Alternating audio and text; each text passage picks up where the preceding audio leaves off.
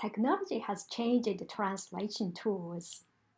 The accuracy has dramatically improved, and the quality is incomparable to what it was a few years ago. We won't need to learn foreign language in a few years, but I don't know whether it will come true or not. Here's what I think. The smartphone won't be able to cover all aspects of language learning. However, multifunctional it may become. As for me, it will still need to write down words on paper to help me remember them.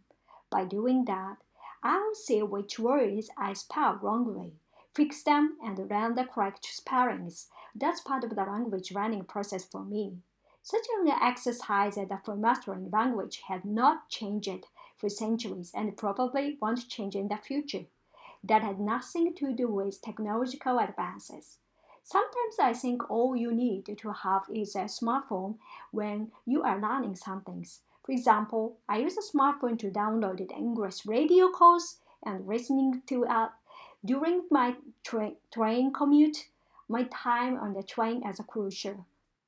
Text information appears on a phone, so I do not need a paper-based textbook. But I do use a paper textbook while on the train because I like to write down my note. Of course, you may not need one.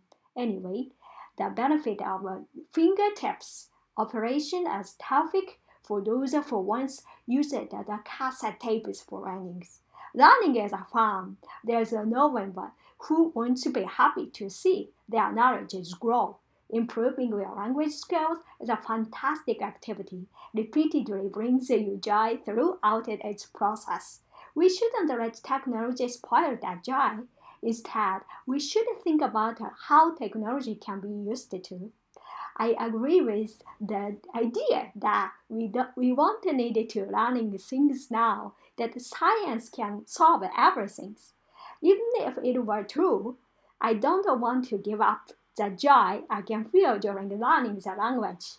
There are many ways to use technology, but why and how should we use it? Seriously, thinking about that is the first step to applying advanced technology.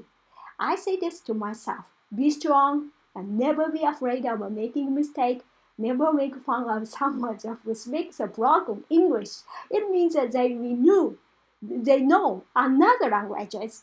Good luck, dear friends. Let's all enjoy learning.